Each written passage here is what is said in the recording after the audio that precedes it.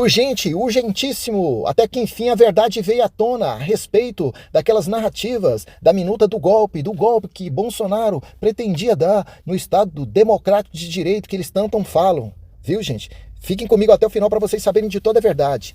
E tem mais. Lula debocha do Vale Carne. O Vale Carne, né? Não tem picanha, agora só tem abóbora. Ainda, se não bastasse, ele ficou rindo, debochando, né, do Vale Carne. E olha só, Javier Milei corta gastos da produção de cinema da Argentina. E muito mais, patriotas. Fiquem comigo até o final para vocês saberem de toda a verdade, de tudo que está acontecendo lá na Praça dos Três Poderes. Estou trazendo para vocês várias informações que acabaram de sair agora. Primeiramente, vamos falar da faxina geral que Milei está fazendo lá na Argentina, viu? Não tem nem 3 meses de mandato. O governo proibiu renovação de contratos, financiamentos de festivais e viagens de servidores ao exterior. O presidente argentino Javier Milei, que se comprometeu em promover o déficit zero no país durante o seu governo, tem como próximo alvo a produção de cinema. Na noite da segunda-feira 11, o Instituto Nacional de Cinema e Artes Audiovisuais, INCAA, anunciou a suspensão de todos os gastos econômicos vinculados ao apoio e às contribuições institucionais. Entre as medidas que o presidente do INCAA, Carlos Pirovano, anunciou estão a não renovação dos contratos de trabalho e a suspensão do apoio econômico à indústria cinematográfica do país. Diferente da Lei Rouanet no Brasil, né? A Lei Rouanet aqui no Brasil, o Lula já liberou mais de 16 bilhões, para esses artistas, cantores, né? Produtores de filme aí, ó. A Cláudia Raia, ela pegou mais de 6 milhões.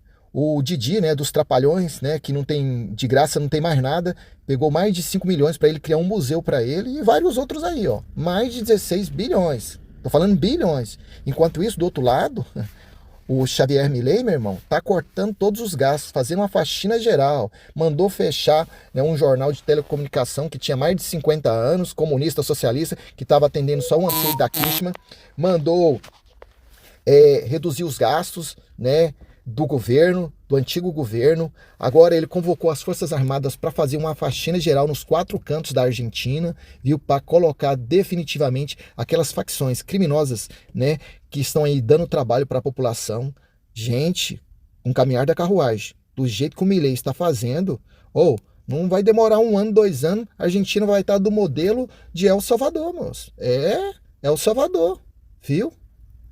Olha só para vocês verem, hein? Quem duvidava da Argentina, a Argentina saiu das cinzas, saiu do fundo do poço, do buraco, e agora Milei está com tudo aí.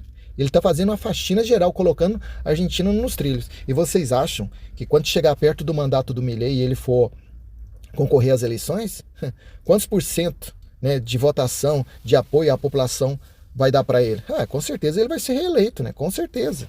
Entendeu? Gente, essa informação aqui vai para aqueles que fizeram L, viu? Olha só, não existe essa bobagem de Vale Carne, diz Lula. Presidente negou declaração de ministro de que o governo estaria estudando criação do benefício. O presidente Luiz Inácio Lula da Silva, PT, negou nesta segunda-feira, 11 de 2024, que se o governo esteja estudando a criação de um Vale Carne. A declaração do chefe do executivo foi dada em entrevista ao programa SBT. Tá? Não existe essa bobagem de Vale Carne, é uma bobagem, declarou o petista, que disse ter rido muito quando viu a notícia que anunciava um estudo para a criação do benefício. Olha só, moço, o cara riu, né, disso tudo depois que ele ficou sabendo, né, de uma criação para esse benefício. Gente, milhões de brasileiros perderam a Bolsa Família, né? Milhões de brasileiros não tem nem o que comer, estão vivendo aí, ó, abaixo da miséria. Milhões de brasileiros estão sem perspectiva, né? Sem perspectiva com esse governo Lula.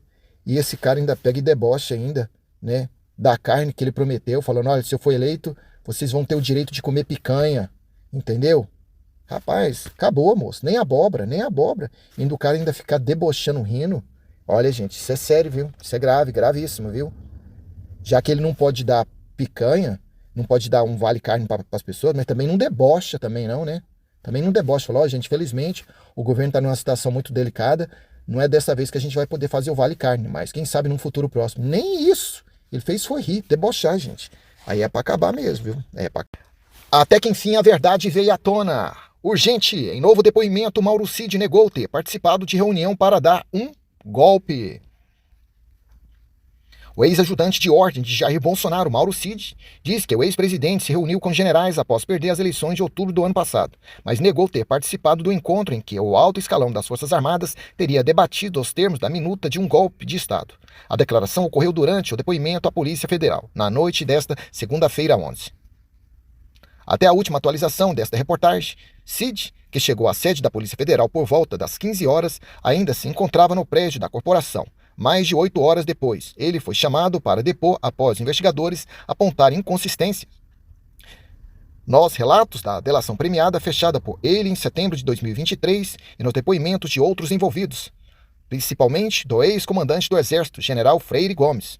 Mauro Cid foi questionado pelo delegado sobre uma reunião que teria ocorrido no Palácio da Alvorada entre os comandantes da Marinha, Almirante Garnier, da Aeronáutica, Brigadeiro Batista Júnior, e do Exército, General Antônio Freire. Em 9 de dezembro de 2022, na resposta, ele negou ter marcado presença na reunião. Naquela sexta-feira, 9 de dezembro, depois de 40 dias em silêncio após a derrota nas urnas, Jair Bolsonaro resolveu falar com apoiadores em frente ao Palácio do Planalto.